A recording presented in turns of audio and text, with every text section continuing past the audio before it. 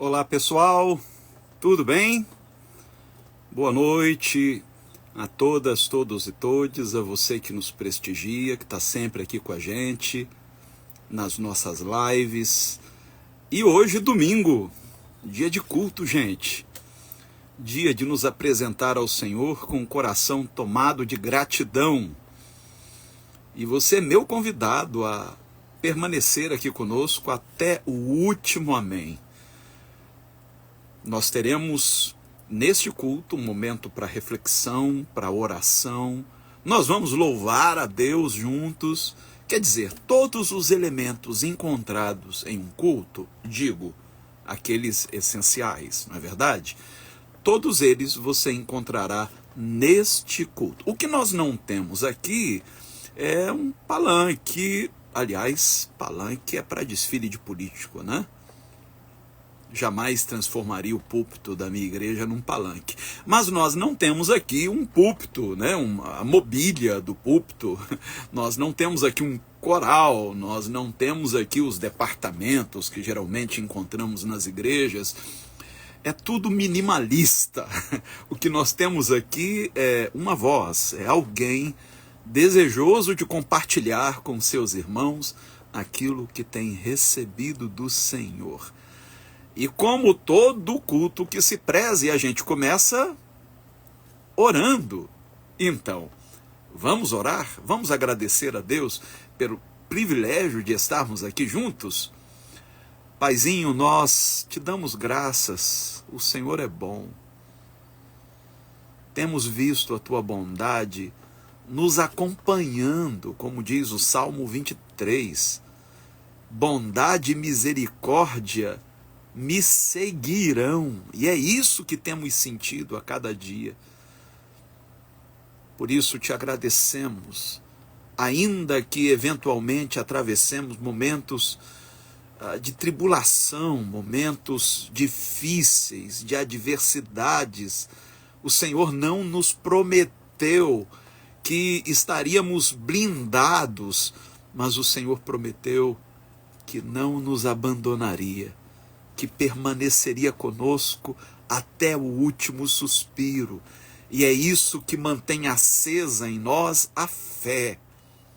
Pedimos que o teu Espírito nos conduza ao longo do culto que ofereceremos a ti nesta noite. Trabalhe em nossos corações, Senhor, de modo que, se houver alguma resistência, seja ela minada, e que a tua doce voz ela se faça prevalecer sobre toda a turbulência que possa haver em nossa alma, e que ao término deste culto saiamos seres humanos melhores, não melhores do que os outros, melhores do que nós mesmos, melhores do que antes. Nisto repousa a confiança do nosso coração. Obrigado por não nos entregar à própria sorte. Pedimos por cada pessoa, em qualquer lugar em que esteja, do credo que professar, não importa, seja ela agora, seja ela coberta pelo manto do teu amor, da tua graça. Nós pedimos no precioso nome de teu Filho Jesus, a quem amamos e dedicamos a nossa existência. Amém e amém. Gente, vamos fazer o seguinte, antes de começarmos a louvar, vamos dar uma alavancada nessa audiência. Quantas são as pessoas do teu relacionamento, aí entre os teus amigos e contatos, que não precisam ouvir o que você vai ouvir hoje? Então, clica nesse aviãozinho que tem aí no rodapé da transmissão e envia o convite para todos os seus amigos, seus familiares. Se você quiser, você pode copiar o link dessa transmissão e colar nos grupos de WhatsApp, enfim, não deixe de compartilhar aquilo que nós estaremos ministrando durante este culto. Se você assistir depois, né, caso você não esteja assistindo ao vivo, mas esteja assistindo através da postagem que fizermos, marque alguém para que tenha a oportunidade de ouvir o que você vai ouvir. Posso contar com você? Então, vamos louvar a Deus. Essa canção diz assim: tão grande é o teu amor, ó Deus, ao fraco mostras teu poder. Sabedoria tu nos dás, pros teus mistérios compreender. Proteja teu povo, conserve teus filhos em tuas promessas, ó Pai. Proteja o teu povo, conserve teus filhos em tuas promessas, ó Pai.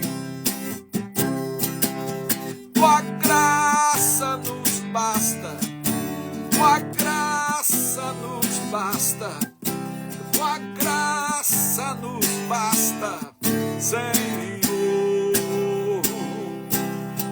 Tua graça nos basta, tua graça nos basta, tua graça nos basta, Senhor. Tão grande é o teu amor, ó Deus,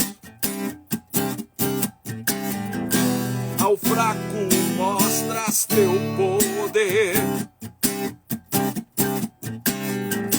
Sabedoria tu nos dás, pros teus mistérios compreender. Proteja teu povo, proteja o teu povo, conserve teus filhos em tuas promessas, ó Pai. Proteja o teu povo, conserve teus filhos em tuas promessas, ó Pai. Tua graça nos basta, tua graça nos basta, tua graça nos basta, Senhor. Vem comigo, tua graça. Tua graça nos basta, tua graça nos basta, tua graça nos basta, Senhor.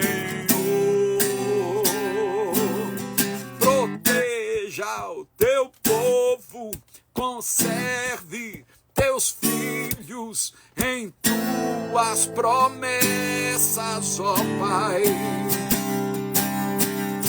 Proteja o teu povo, conserve teus filhos em tuas promessas, ó Pai.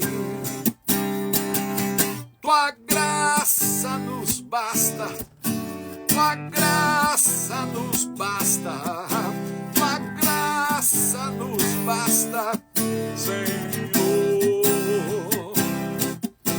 Tua graça nos basta, tua graça nos basta, tua graça nos basta, Senhor.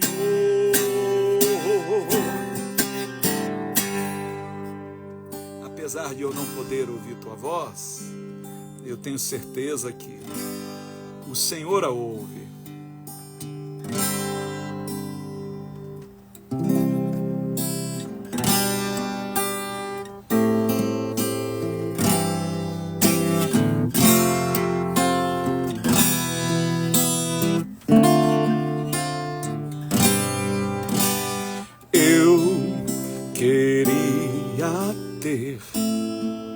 Mais que uma voz, mais que um amor, mais que uma vida pra te oferecer,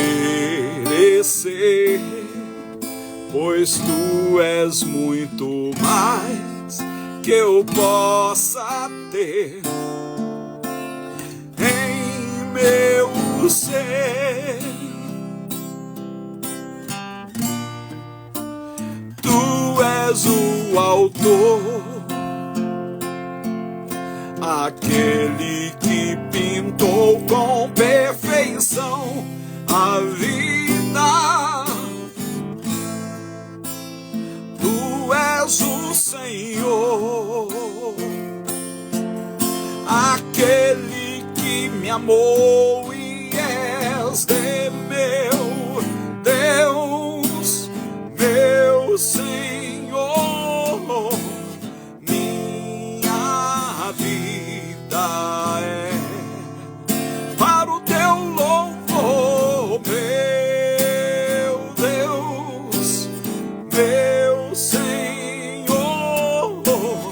Minha vida é para o teu louvor. Eu queria ter mais que uma voz, mais que um amor, mais que uma vida pra te oferecer, pois tu és muito mais que eu possa ter em meu ser.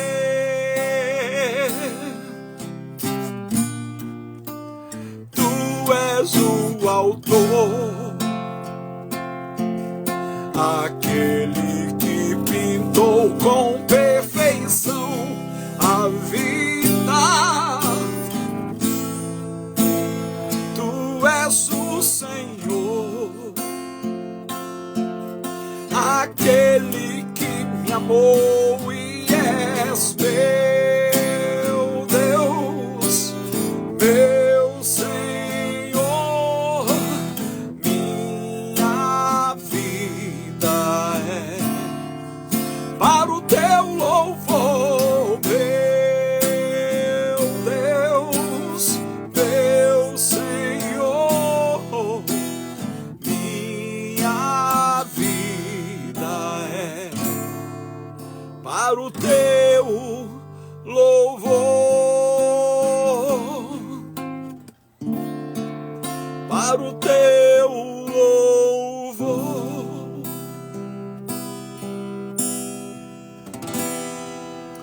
Obrigado, Senhor, por nos permitir te oferecer o nosso melhor, nossos dons, nossos talentos. Obrigado, Pai, pela tua presença animadora, vivificadora, esta presença que não nos falta em momento algum, que nos acompanha a cada instante, que nos inspira a prosseguir. Nós te louvamos em o nome de Jesus. Gente querida, hoje eu quero meditar com vocês sobre uma passagem extremamente conhecida. Talvez uma das mais conhecidas da Bíblia Sagrada. E se Deus permitir, hoje vai ser a primeira de uma série onde eu quero meditar sobre as experiências de um dos personagens centrais das Escrituras. Eu confesso a vocês que eu me identifico demais com este personagem. Talvez mais o lado humano dele do que propriamente as proezas que ele protagonizou. Jesus foi chamado de filho de Davi.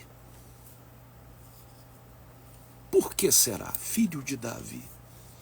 Ora, Jesus vinha de uma descendência de Davi.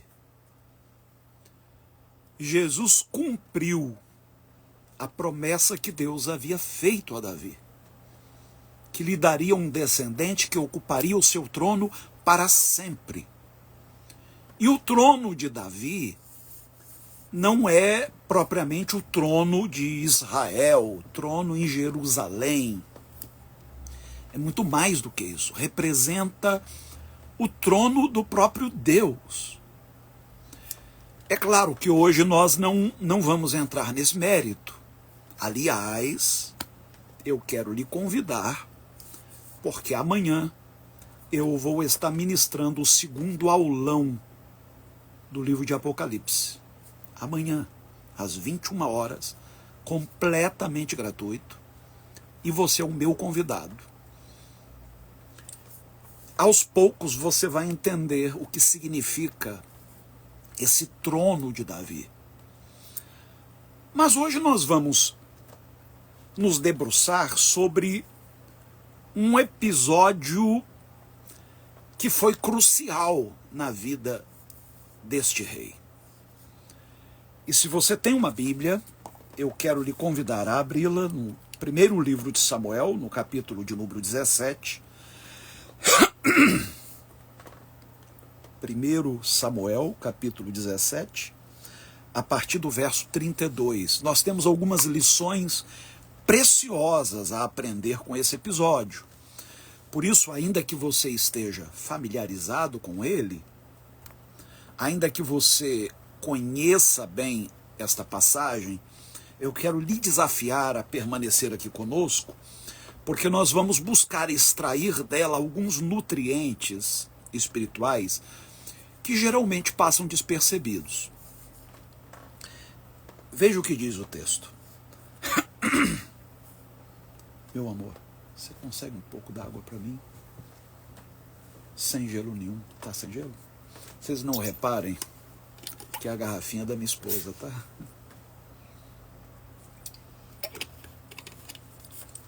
Vamos ver se melhora a voz agora. Deixa aqui que eu posso precisar de novo. O texto diz o seguinte: disse Davi a Saul: não desfaleça o coração de ninguém por causa deste filisteu. O teu servo irá e pelejará contra ele. Respondeu Saul: contra este filisteu não poderás ir pelejar. Tu ainda és moço, e ele homem de guerra desde a sua juventude. Diz, porém, Davi a Saul: teu servo apacentava as ovelhas de seu pai. Sempre que vinha um leão ou um urso e tomava um cordeiro do rebanho, eu saía após ele, o matava e arrancava o cordeiro da sua boca. Levantando-se ele contra mim, segurava-o pela barba, o feria e o matava. O teu servo matava assim o leão como o urso. Este incircunciso filisteu será como um deles, porque afrontou os exércitos do Deus vivo. O Senhor me livrou das garras do leão e das garras do urso me livrará. O Senhor que me livrou das garras do leão e das garras do urso me livrará da mão deste filisteu. Disse Saul a Davi: vai-te e o Senhor seja contigo. Então Saul vestiu Davi com a sua própria armadura, lhe pôs sobre a cabeça um capacete de bronze e o fez envergar uma couraça. Davi cingiu a espada sobre a armadura e tentou andar, porque não estava acostumado a usar essas coisas. Disse Davi a Saul: não posso andar com tudo isso, pois não estou acostumado. Assim, tirou Davi aquilo de sobre si. Então tomou seu cajado na mão, escolheu 5 pedras lisas do ribeiro, pô-las na bolsa que trazia e, lançando mão de sua funda, aproximou-se do filisteu. Eu quero que você entenda o que está acontecendo aqui. Já já a gente prossegue na leitura. Naquela época, Israel e os filisteus estavam em guerra. Esse era o contexto. Os irmãos de Davi eram soldados do exército de Israel. E um belo dia, seu pai o chamou e disse: filho, vai lá no arraial, no acampamento do exército de Israel, onde os teus irmãos valentes estão, e leva para eles estas guloseimas, estes pães, estes queijos, e depois volta correndo para casa, porque lá não é lugar de menino. Lá é um acampamento de guerra. Davi, então, que era um pastorzinho de ovelha, um garoto ainda muito novo, obedecendo o pai, pegou lá as guloseimas, partiu em direção ao acampamento do exército de Israel. Chegando lá, ele viu que estava tudo deserto. Eu estou imaginando o quadro. As barracas estavam todas montadas, mas não havia ninguém transitando de um lado para o outro. Ele deve ter se perguntado: o que está acontecendo aqui? Cadê todo mundo? E de repente ele vê lá no horizonte despontar uma figura monstruosa, gigantesca. Um soldado filisteu chamado Golias, que batia no peito e desafiava o povo de Israel, dizendo: não há necessidade de uma luta entre os dois exércitos. Se vocês destacarem um homem que seja capaz de me enfrentar e me derrotar, o meu povo, os filisteus, vão se render e acabou o conflito.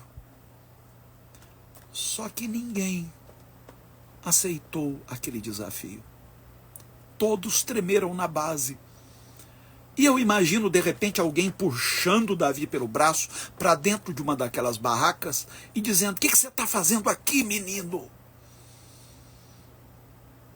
E Davi, curioso, pergunta: quem é aquele brutamontes? Quem é ele para falar desta maneira com um exército do povo de Israel? Ninguém vai enfrentá-lo? Ninguém se dispõe a aceitar o desafio? E eu imagino um dos seus irmãos argumentando, dizendo: você já viu o tamanho dele? Olha o tamanho dele, olha o seu. Olha o nosso. Quem de nós aqui é páreo para aquele homem? E Davi diz: bem, já que ninguém se habilita, eu vou. Como é que é? Já que ninguém aceita o desafio, eu aceito. Rapidamente isso chegou aos ouvidos de Saul, que era o rei de Israel. Saul mandou chamá-lo. Que história é essa, menino? O que você está fazendo aqui? Volta para casa. Vá lá apacentar as ovelhas do teu pai, que é o que você sabe fazer muito bem. E Davi diz: não. Já que ninguém se habilita a enfrentar o gigante, eu vou. Saul tenta dissuadi-lo, apelando para o fato de que aquele gigante não era apenas um homem de grande envergadura física, era alguém adestrado na guerra, era alguém que estava acostumado a lutar. E Davi era um pastorzinho de ovelhas. Olha o argumento que Davi usa. Davi diz: ô rei, dia desses, apareceu uma ursa ameaçando as ovelhas do meu pai, e eu a matei. No outro dia veio um leão,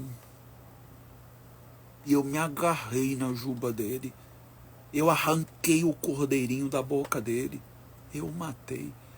E assim como Deus foi comigo para proteger aquelas ovelhas, Deus será comigo para enfrentar esse gigante.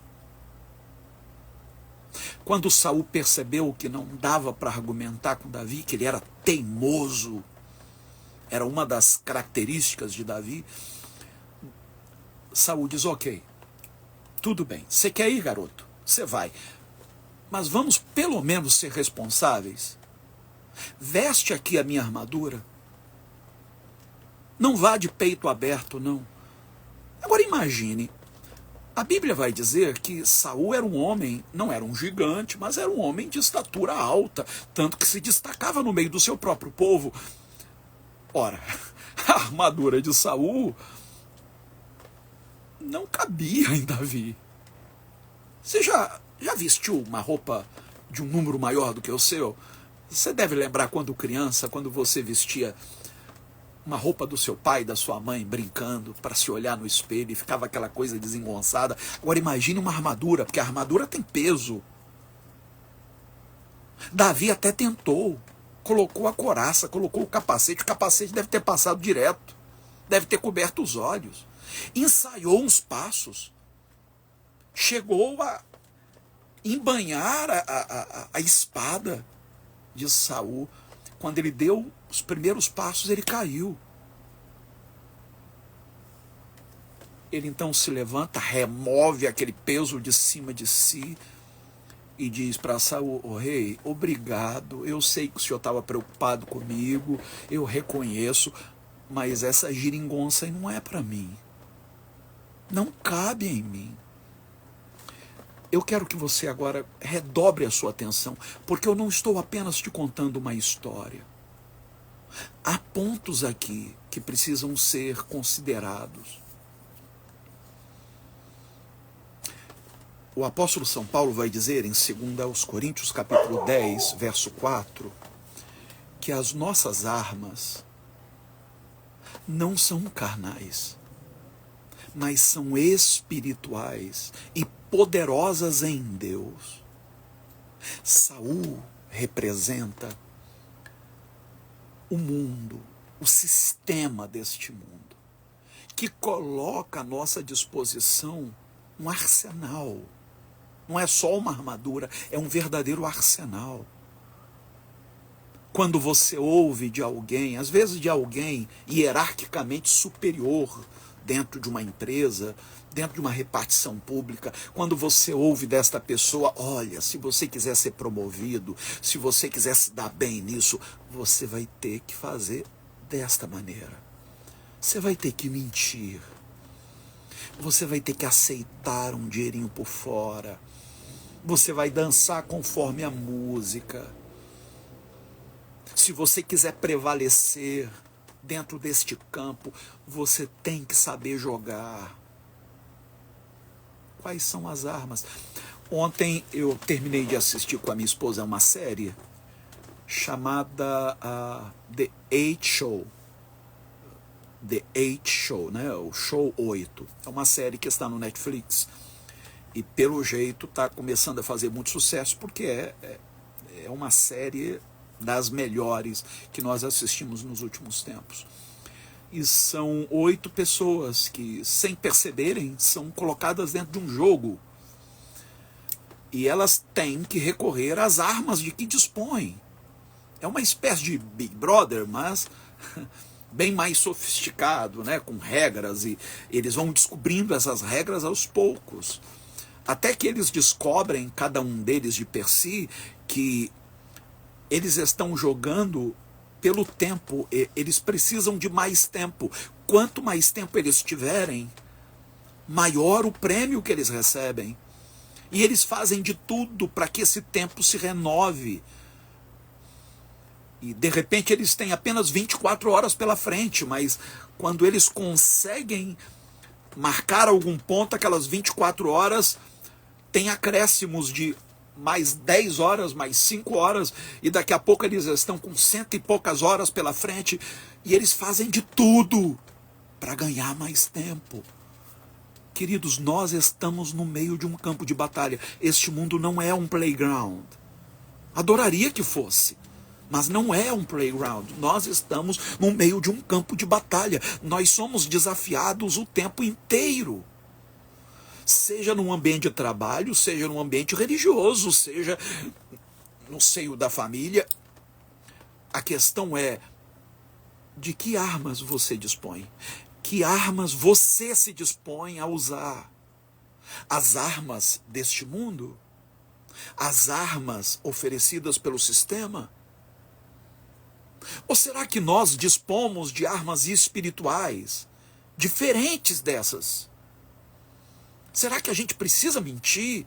Será que a gente tem que recorrer à desonestidade? Será que a gente tem que trair os próprios valores para conseguir prevalecer nesse mundo cão, onde as pessoas estão se devorando umas às outras?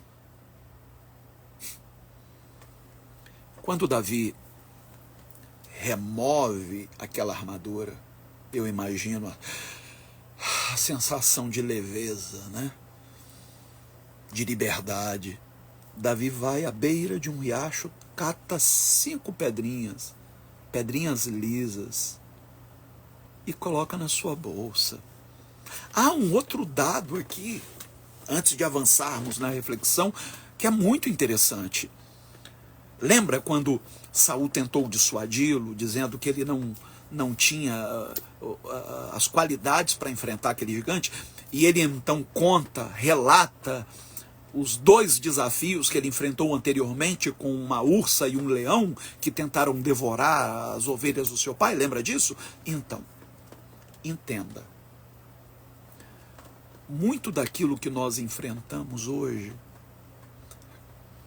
nada mais é do que um treinamento permitido por Deus para desafios maiores que estão por vir. Eu sei que você não gostaria de ouvir isso. Eu sei que você preferiria ouvir um pregador que lhe dissesse que as coisas vão ficar bem de tal maneira que você não terá com que se preocupar, que você não vai ter que enfrentar mais nenhum problema na sua vida. Mas não é verdade. A ursa e o leão te preparam para enfrentar Golias. Talvez você se questione, por que, Senhor? O que eu fiz para merecer um leão por dia? Toda hora um problema. Eu não tenho um minuto de paz na vida. Eu saio de uma situação, daqui a pouco eu entro em outra. Porque é assim que nossas competências espirituais se desenvolvem. É como a musculatura. Você sabe a diferença? Quantos músculos tem um recém-nascido e um halterofilista? Qual a diferença na estrutura muscular de um recém-nascido e de um halterofilista? Eles têm exatamente o mesmo número de músculos. Exatamente. A diferença é que o halterofilista treinou, exercitou, tonificou a musculatura. O recém-nascido não teve chance ainda. Ele aos poucos, ele vai ter que aprender a engatinhar, vai ter que aprender a dar os primeiros passos, vai levar tombo, vai ralar o joelho, depois vai aprender a andar de bicicleta. E assim vai o desenvolvimento humano. Espiritualmente é a mesma coisa.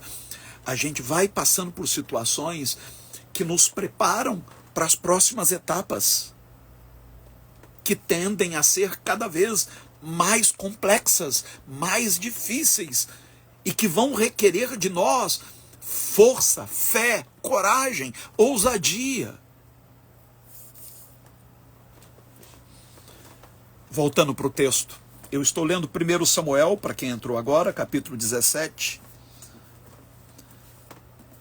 Agora, verso 41. O filisteu também vinha se aproximando de Davi, e o seu escudeiro ia diante dele. Davi nem escudeiro tinha, coitado. Olhando o filisteu e vendo Davi, o desprezou, porque era moço, ruivo e de boa aparência.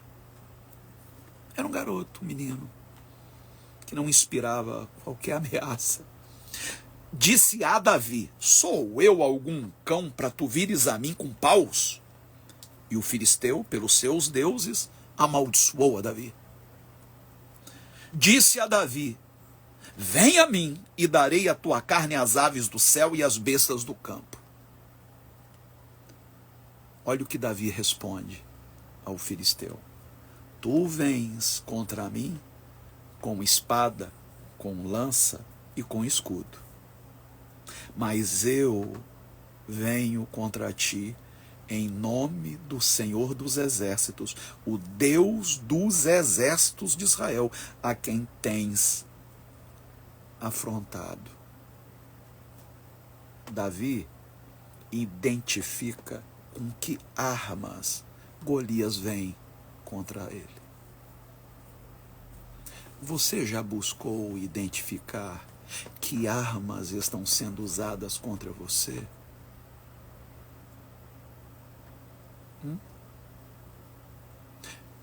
Que armas o invejoso usa contra você?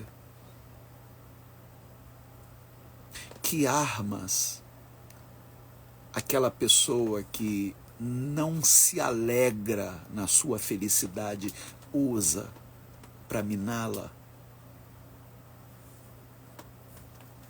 Você poderia dizer: tu vens contra mim com preconceito, tu vens contra mim com homofobia, tu vens contra mim com sua misoginia, tu vens contra mim com tuas mentiras, com tuas calúnias. Mas eu vou contra ti em nome do Senhor. É um embate. É um embate entre a ignorância e o conhecimento, entre o ódio e o amor, entre o preconceito e o acolhimento.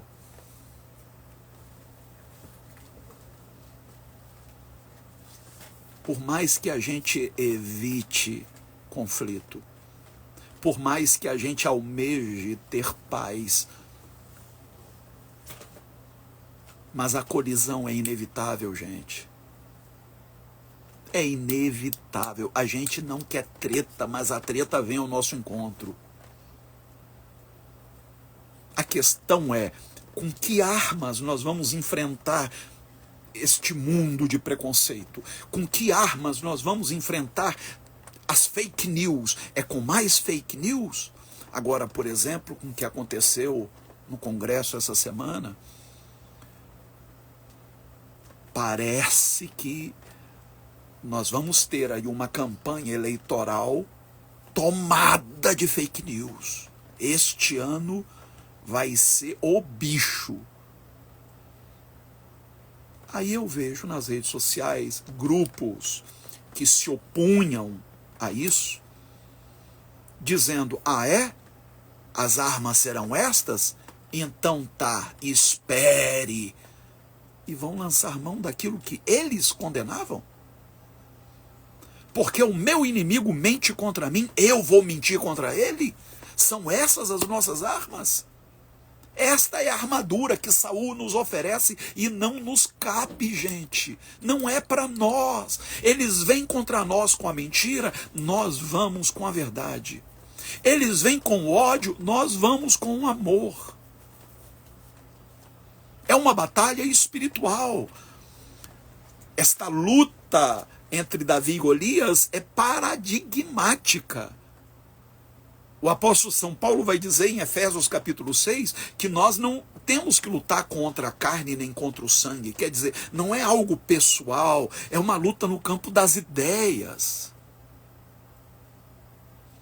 Contra principados e potestades. E diz mais o texto, preste muito atenção. A partir do verso 48. Levantando-se o filisteu e indo a encontrar-se com Davi, este se apressou e correu ao combate para lutar contra ele. Davi meteu a mão na bolsa, pegou uma pedra e com a funda a atirou, ferindo o filisteu na testa. A pedra ficou encravada na testa de Golias, que caiu com o rosto no chão. Todo mundo conhece essa história, mas tem algo que muita gente não percebe. Quantas pedras Davi lançou? Uma. Foi na primeira tentativa. Mas quantas pedras Davi pegou na beira do riacho? 5. Muita gente tenta encontrar aí algum significado simbólico. Eu já ouvi tanta coisa. Algumas eu até dou licença poética. Ah, legal, bacana. Mas eu prefiro encontrar um sentido mais direto. Você sabe por que Davi pegou 5 pedras? Ele não confiava na sua própria mira. Ele sabia que podia falhar. Ele podia falhar na primeira tentativa. Ele podia falhar na segunda tentativa. Ele podia falhar na terceira tentativa. Na quarta tentativa, ele se deu 5 oportunidades. Se eu falho na primeira, se eu falho na segunda, na terceira, na quarta, pelo menos até a quinta, eu tenho que acertar esse brutamontes. E veja que Davi revela aqui uma confiança inabalável no Senhor, quando ele diz ao Golias: tu vens contra mim com espada, com lança, com escudos, mas eu vou contra ti em nome do Senhor. Davi estava dizendo: eu não confio na minha habilidade. Apesar dele ter se estribado nela, quando ele assume a responsabilidade diante do rei para encarar, para aceitar o desafio do gigante, quando ele diz que ele tinha um know-how, que ele já havia enfrentado uma ursa, um leão, porém, todavia, ele não se estribou nesta habilidade, no seu histórico. Ele confiava era no Senhor. Às vezes nós erramos por sermos demasiadamente perfeccionistas. Nós não nos damos o direito de errar. Sigmund Freud dizia que nós poderíamos ser melhores se não quiséssemos ser tão bons. O perfeccionismo nos impede de agir, porque a gente pensa: e se eu falhar? E se eu falhar? Está todo mundo me vendo, eu vou ser vaiado, eu vou ser descredibilizado, eu vou ser ridicularizado. Mas pode ser que você erre, e você é humano, caramba. Você tem ideia de quantas tentativas, em quantas elas eu falhei? E possivelmente vou falhar. Pode ser que a gente tenha sorte de acertar na primeira. Davi acertou na primeira. Aquelas 4 pedrinhas remanescentes ficaram na bolsa, não foram usadas. Alguns até vão dizer que teriam sido usadas posteriormente, porque Golias tinha outros irmãos igualmente gigantes, mas quem os liquidou não foi Davi, foram os valentes de Davi. Essa é outra história, para outro dia. Aquelas 4 pedrinhas talvez tenham sido guardadas como um memorial do dia em que Davi poderia ter falhado, mas não falhou. Você sabe que às vezes é até bom que a gente falhe? Por exemplo, no caso de Pedro, lembra quando os soldados vieram prender Jesus e que Pedro desembanhou sua espada e arrancou a orelha de um deles? Lembra disso? E que Jesus o repreendeu, colou a orelha do soldado no lugar e disse: Pedro, guarda essa espada, porque quem com ferro fere, com ferro será ferido. Todos conhecemos essa história. Mas você sabe o que muita gente não percebe? É que ali Pedro errou a mira. Você acha que Pedro queria cortar a orelha de alguém? Pedro queria arrancar a cabeça do cara. Pedro foi tomado ali pela síndrome do herói. Ele queria ser o herói. Eu salvei Jesus. Como se Jesus estivesse buscando defensores. Jesus não quer defensores. Aliás, geralmente quem se põe a defender Jesus acaba machucando alguém. O que tem de gente arrancando a orelha dos outros por aí não está no gibi. É claro que estou falando de maneira metafórica. E isso no afã de defender o evangelho, de defender a verdade. Jesus não está contratando advogados, nem guarda-costas, nem defensores. Então, às vezes, o errar na mira é providencial, porque colar a orelha do soldado é bem mais fácil do que colar a cabeça. A minha pergunta a você é: em que você se estriba? Pode ser que você tenha títulos acadêmicos. Que bom que você pôde estudar, que bom que você tenha concluído um mestrado, um doutorado, um pós-doc. Parabéns, você se esforçou, mas você se estriba nisso? Porque tem tanta gente com pós-doc e que está imobilizada, prostrada. Quando Jesus disse para Pedro, lança a rede, e ele disse, Senhor, eu já estou a noite toda lançando, eu não peguei nada. E Jesus disse, lança a rede. E Pedro disse, ok, sobre a tua palavra eu lançarei a rede. Lançou-a, e quando a puxou, ela estava tomada de peixes. Não se estribe em seu próprio conhecimento, não se estribe no seu know-how, não se estribe em seus talentos. O apóstolo Paulo diz, aquele que se gloria, glorie-se no Senhor. Em outra passagem o Senhor diz, aquele que se gloria, glorie-se nisso, em me conhecer. É dele que vem a nossa vitória. É dele. Não é meramente dos nossos esforços, é dele. Se o Senhor não edificar a casa, em vão trabalham os que a edificam. Se o Senhor não guardar a cidade, em vão vigia as sentinelas. É o que diz o salmista. Então não se cobre tanto. Se dê o direito de vez em quando errar a mira. Espere o melhor, mas prepare-se para eventualidades. Prepare-se para as contingências. Pode ser que você não acerte na primeira. Pode ser que você não tenha acertado no primeiro casamento. Dizem que o raio não cai duas vezes no mesmo lugar. Às vezes acontece de cair, hein? Pode ser que você tenha errado na escolha da sua profissão. Pode ser que você tenha errado na escolha da faculdade que você cursou. Não era o que você queria, você fez para agradar seus pais. E hoje você se encontra num limbo existencial, dizendo, o que é que eu estou fazendo aqui? Isso não me dá prazer. Ok, errou. Tenta outra vez. O que você não pode é desistir.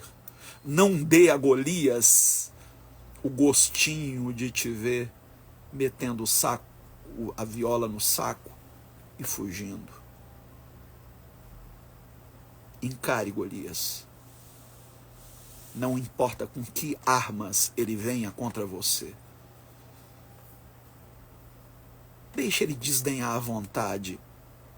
Aliás, eu acredito que naquele dia ninguém apostou em Davi. Ninguém, nem seus irmãos apostaram nele. Ninguém acreditou em Davi.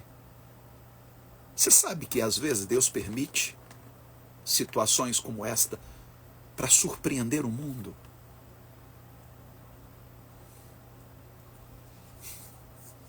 Por isso São Paulo diz que Deus usa as coisas loucas deste mundo para surpreender as sábias. Deus usa as fracas para surpreender as fortes. Deus usa as que não são para surpreender as que pensam ser. Então, se ninguém acredita em você, não esquenta a cabeça não. E nem se preocupe em provar nada. Apenas faça o que estiver em suas mãos fazer. Que seriam 5 pedrinhas em comparação a um gigante armado até os dentes? Nada. Mas bastou uma pedrinha no centro da testa daquele gigante para derrubá-lo. Hoje nós vamos cear, viu, queridos? Nós vamos tomar a ceia. Já, após esta oração. Mas eu gostaria de orar com você. Não apenas por você, mas com você. Pedindo, Senhor, me dê discernimento. Que armas eu uso? Eu não quero cair na pilha deste mundo. Eu não quero ceder à tentação de recorrer a expedientes que eu sei que não são eticamente corretos. Eu quero fazer as coisas do teu jeito, Senhor. Não do jeito que o mundo me impõe. Topa orar comigo? Pai, em nome de Jesus, eu sei que há pessoas do outro lado enfrentando desafios enormes, algumas até pensando em desistir.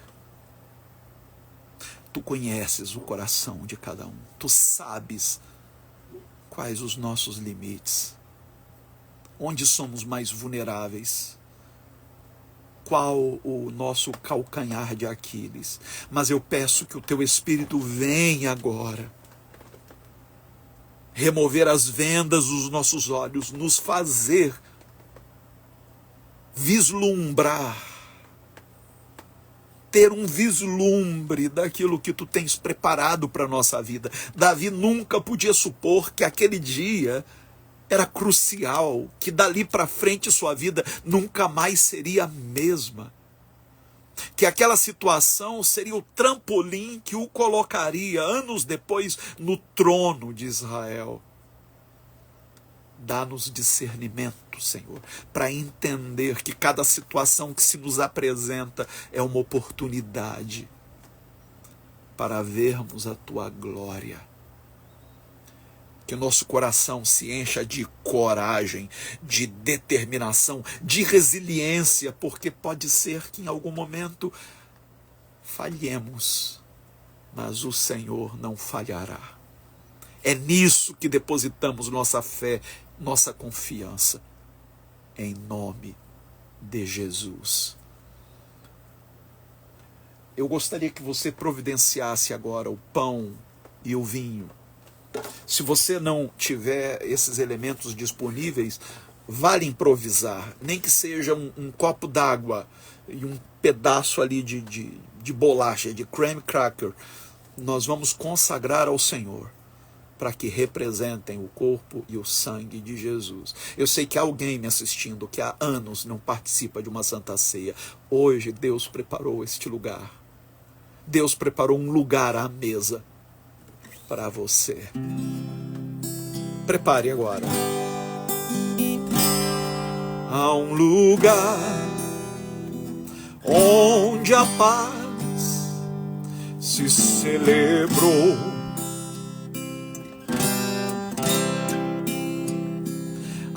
Lugar onde o amor me conquistou.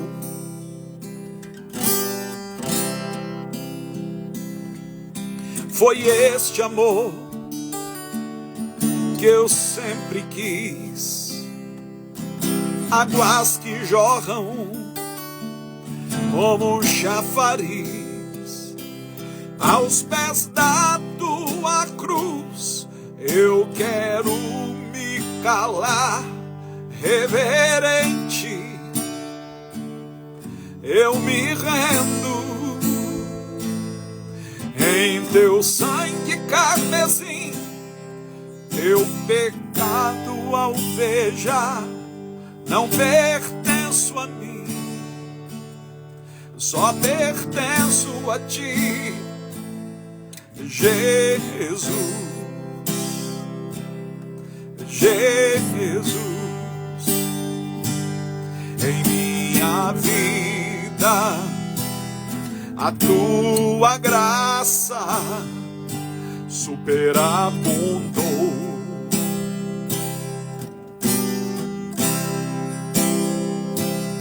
Me deu guarida e me abraça, tal qual eu sou.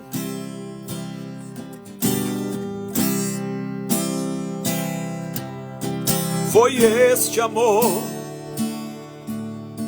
que eu sempre quis, águas que jorram como um chafariz aos pés da Tua cruz. Eu quero me calar, reverente, eu me rendo em Teu sangue carmesim. Meu pecado alveja, não pertenço a mim, só pertenço a Ti. Aqui te encontrei, em Ti que me achei, perdi-me inteiro em Teu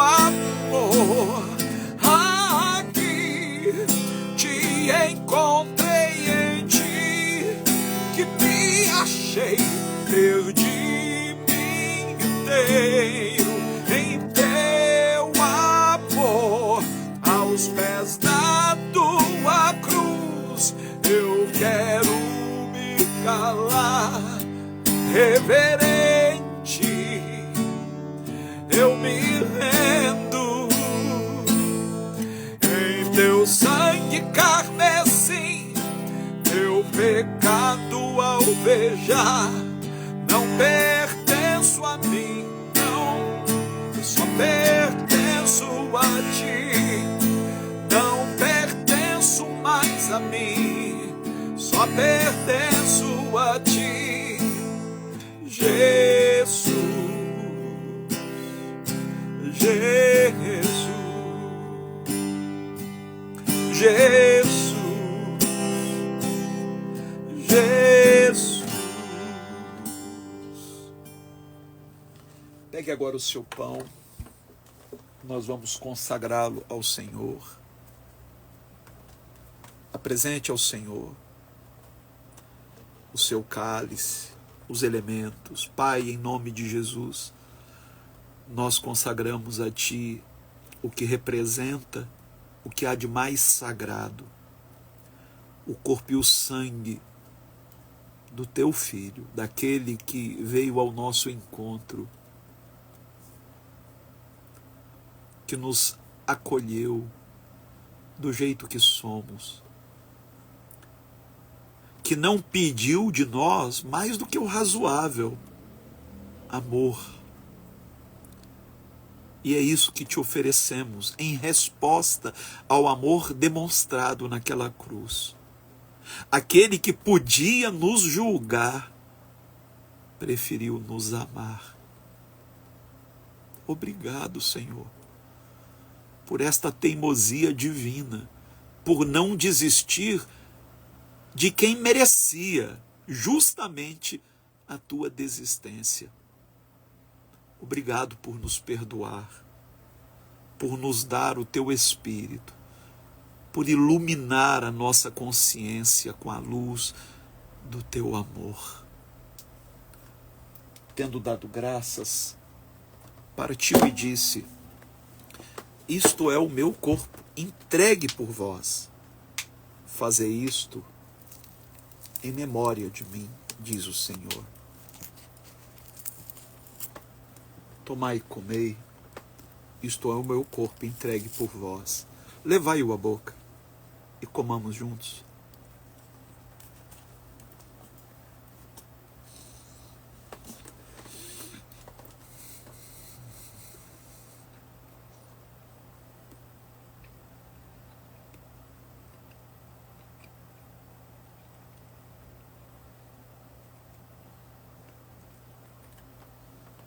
Semelhantemente, depois de cear, tomou o cálice, dizendo: este é o cálice da nova aliança, no meu sangue.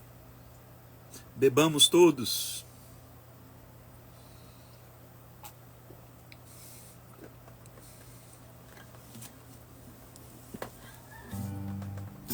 Amor assim, dele por mim. Amor assim, cor carmesim. Amor assim, nunca tem fim. Jesus, Jesus, vem comigo. Aqui te encontrei, em ti que me achei, perdi-me inteiro em teu amor. Aqui te encontrei, em ti que me achei, perdi-me inteiro em teu amor. Aos pés da tua cruz eu quero me calar, reverente, eu me rendo em teu sangue carmesim. Meu pecado alvejar, não pertenço a mim, só pertenço a ti. Não pertenço mais a mim, só pertenço a ti, Jesus, Jesus. Obrigado, Senhor. Gente querida, nós estamos já finalizando, mas por favor, não saia sem a bênção apostólica. A gente sempre termina impetrando a bênção apostólica para uma semana de oportunidades, de alegrias, de desafios vencidos. Mas antes de terminarmos, duas coisas muito importantes. Número 1, amanhã o aulão de Apocalipse. Aqui no meu Instagram, eu ia fazer na rede vizinha, mas nós tivemos problema lá e resolvemos fazer aqui mesmo, e aberto a todos, aberto a todos. E amanhã eu vou falar sobre uma das doutrinas mais controversas dentro da escatologia bíblica, que é a do arrebatamento. É verdade que a qualquer momento vai acontecer um rapto? Milhões de pessoas vão desaparecer no mundo? Será que é isso mesmo? A gente ouve falar, mas o que a Bíblia diz? O que Jesus disse? Amanhã nós vamos falar sobre isso e outras coisas mais. E a segunda coisa, gente, nós acabamos de entrar no mês de junho. O frio chegou. E todos os meses de junho dos últimos anos, nós distribuímos às pessoas em situação de rua kits de higiene, nós distribuímos cobertores, porque o frio chega com tudo, nós distribuímos refeições, e tudo isso é feito a partir da contribuição dos nossos amigos, dos nossos irmãos, daqueles que acompanham o nosso ministério, que veem a seriedade da nossa proposta. Isso sem contar todo o trabalho social que nós fazemos com o projeto Gramachinhos, com 300 crianças que recebem 3 refeições diárias no lixão do Jardim Gramacho, com o projeto UME, que hoje acolhe as 102 meninas em vulnerabilidade social em Moçambique, com o projeto Eu Escolhi Amar, que distribui cestas básicas para centenas de famílias. Ao longo desses anos, nós distribuímos milhares de cestas básicas. Tudo isso só é possível porque você contribui. Nós não recebemos verbas governamentais e nem queremos, não queremos, nunca fizemos um apelo por verbas governamentais. Nós preferimos a mobilização popular, os nossos irmãos chegando junto, trabalhando, para que estas pessoas sejam acolhidas, para que estas pessoas recebam de nós aquilo que nós podemos oferecer: carinho, dignidade, amor. Se você ama esse ministério, você que tem sido abençoado através deste ministério, através das palavras que são ministradas aqui, através das nossas postagens, nos ajude a prosseguir. Nós precisamos do seu apoio. Muitas vezes nós temos nos endividado de janeiro para cá, mês após mês, gente. Não teve um mês de janeiro para cá que a gente não se endividasse para manter o trabalho social. Agora, nesse exato momento, a nossa dívida está em mais ou menos 14 mil reais. Nós estamos 14 mil e pouco negativos para manter o nosso trabalho. Como é que a gente vai repor isso? Nós só podemos contar com você. Só com você. Você é parte da nossa congregação virtual. Então, se você deseja nos ajudar, anote o nosso Pix e ajude pelo Pix 21 99797 8135. Acabou de chegar uma oferta. Muito obrigado, o irmão que nos enviou essa oferta, porque aparece aqui para mim, né? Muito obrigado, meu irmão. Que Deus te recompense grandemente. Grandemente. Se você é um dizimista e deseja dizimar para uma obra séria, então envie o seu dízimo, envie a sua oferta para esse trabalho de amor, que é o Ninho da Fênix. O Pix é 21 99797 8135. Ou se você quiser, você pode ajudar através do PayPal, de qualquer parte do mundo. Você faz um PayPal hermescfernandes@hotmail.com. hermescfernandes@hotmail.com. Aliás, tem um novo Pix que você pode ajudar também, que é o euescolhiamar@hotmail.com. Esse é o novo Pix. Você pode usar o anterior sem problema, o 21997978135. Mas o novo Pix que você também pode usar é o Hermes, ou melhor, esse é o PayPal. O Pix é euescolhiamar@hotmail.com. euescolhiamar@hotmail.com. Ou pelo PayPal hermescfernandes@hotmail.com. Tá bom? Gente querida, nós estamos chegando no finalzinho. Obrigado de coração. Amanhã o aulão de Apocalipse, hein? Às 21h eu conto com você. E agora, que a graça de nosso Senhor Jesus Cristo, o amor de Deus, o nosso Pai, as doces consolações do Espírito Santo sejam com todos, todas, todes, desde agora e para sempre, porque dele, por ele, para ele, são todas as coisas. Tchau, pessoal! Até amanhã!